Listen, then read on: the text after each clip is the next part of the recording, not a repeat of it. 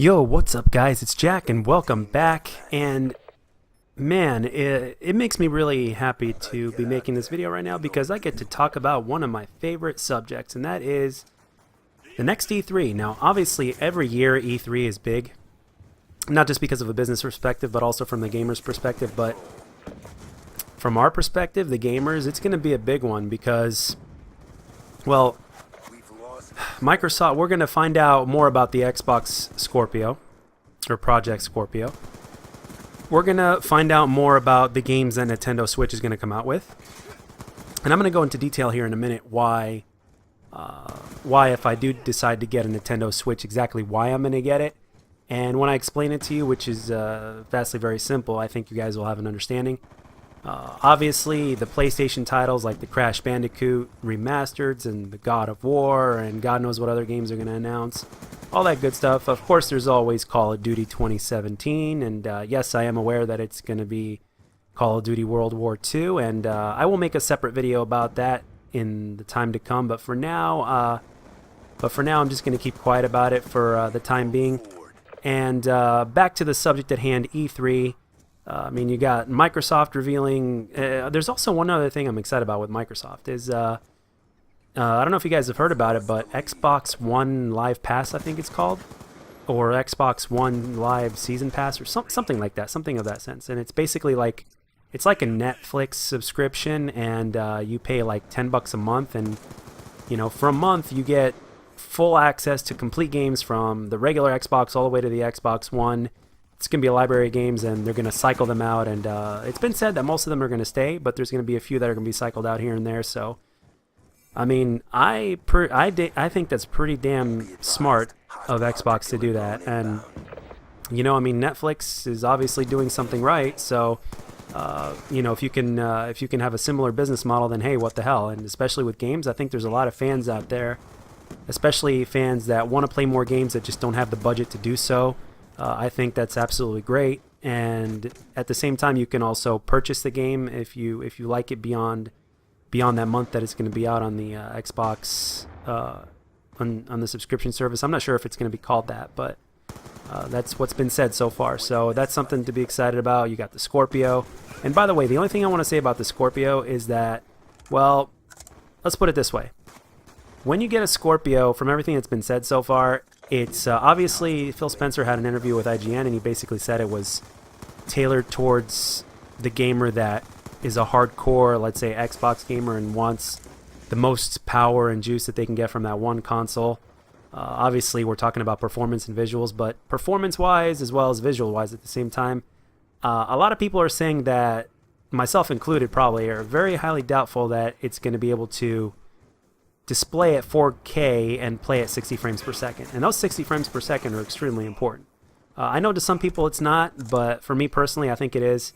And if that is the case, then I may wait until it gets upgraded or whatnot, until it is actually able to play at 60 frames per second, as well as having the good visuals.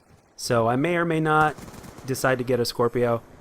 And for those reasons, obviously, because as you guys know, visuals and graphics aren't everything. I mean, they're a big piece of the pie, sure, and to some people they mean more than others, but the gameplay, the quality of the gameplay is something that is also extremely important. So we can't really neglect that. And like I said, you have to spend money on accessories as well, like a 4K TV, a 4K monitor, and all that kind of good stuff. So you guys know how that goes, and money doesn't grow on trees, and it's it is what it is. So anyway, let's move on. Nintendo, I mean, pretty soon, they're going to have Donkey Kong coming out. They're going to have more things shown on Mario Odyssey, which I'm extremely excited about. And I grew up on Nintendo, which is why I'm so excited about Nintendo in the first place. And the biggest reason why I would want to get a Switch, especially over a PS4, okay, because if I were to get a PS4, it would be for casual games like God of War, Crash Bandicoot, you name it, right?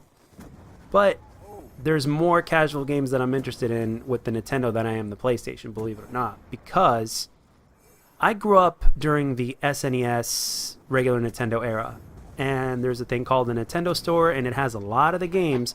I actually went online not too long ago, actually maybe a month and a half ago, I went online and I basically looked at their library, not the entire one, but I looked at their library and I was like, wow. I ended up absolutely being, shocked. I saw it and I'm like, wow, I grew up playing these games. I would love to play them again.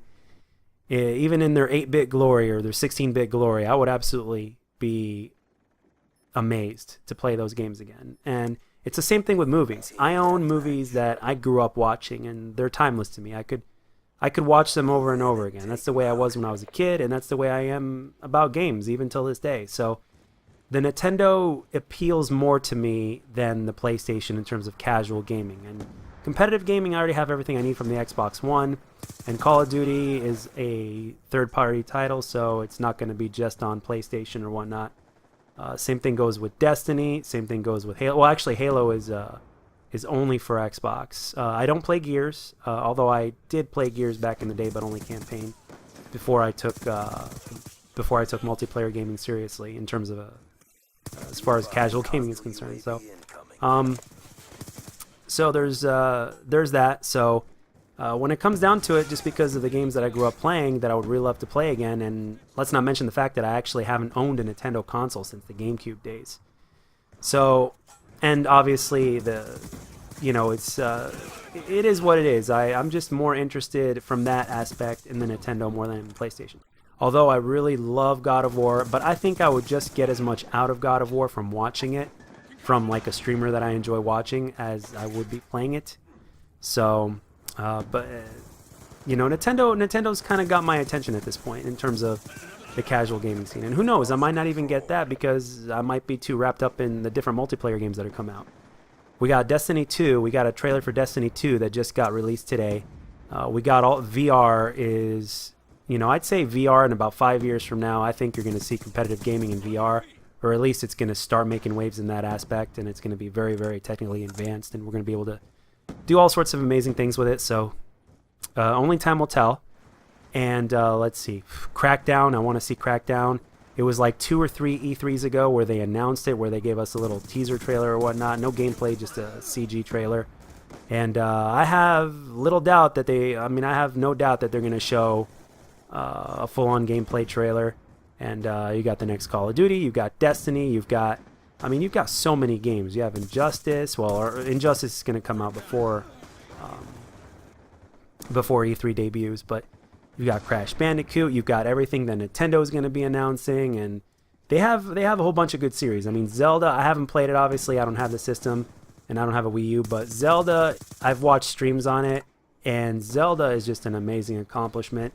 You've got Red Dead 2, and all sorts of things that haven't even been announced or talked about just yet. And there are some things that actually managed to not get leaked, believe it or not. Nobody really saw Killer Instinct coming back when they announced it at E3. At least I didn't. And I'm pretty sure most people didn't either. So who knows? Maybe might get more things like that. So with the new console and with the Scorpio, with the new console that Nintendo just came out with, the Switch, the Scorpio, things that PlayStation is probably going to think of to combat Microsoft, because even though PlayStation right now is in the lead in terms of being the best console, the most popular console, most sold, Microsoft is doing some pretty damn smart things with their backwards compatibility ideas, as well as the Xbox Live Season Pass, or whatever the hell it's going to be called, which is something that definitely interests me as well. So, it's definitely a good time to be a gamer. And if you're a gamer, no matter what kind of gamer you are, no matter what kind of console you play on, what kind of games you like, it just seems like there's going to be more for everybody this time around. And I personally, as a gamer, as a fan, as a fellow geek, as a content creator, as a person, and all these things, I personally am excited. And I really don't get excited that often as I would be this time of year, because E3 is just something I enjoy a lot from a fan's perspective. It's the Microsoft press conference is going to happen on Monday, probably sometime or around the time I get off of work, and then Tuesday I'm off, so I'll be able to watch the PlayStation press conference as it goes live, as opposed to playing it back, and just those things that that I just really enjoy geeking out over. Oh, excuse me. But E3 is something that, again, I'm excited about, and I want to know in the comment section down below, I want to know, what are you excited about? What did I not talk about in this? Because there's just so much to talk about. It's really hard to fit in a 12-minute video. And it's kind of hard not to get lost in a specific subject, you know, like on a specific game that you're looking forward to playing, watching, or seeing, or hearing about. So, and as I mentioned before, I will make a video on COD 2017, or Call of Duty World War II, as it's said to be called. And, but I will say that it is a good thing that Call of Duty is going back to the old school paint job in terms of going back in time in World War II, as well as its traditional gameplay of boots on the ground, because as you can see here, this is a boots on the ground gameplay, or excuse me, not gameplay, boots on the ground Call of Duty, and a lot of fans are saying that it is the best Call of Duty ever made. So, and that says a lot. And I remember a lot of people were hating on this game, but then after a while they just grew to love it. And that love has remained strong for quite a few years now after its release. So obviously Halo 6, I don't know if they're going to announce it at E3. I'm really excited to see where the gameplay is going to go.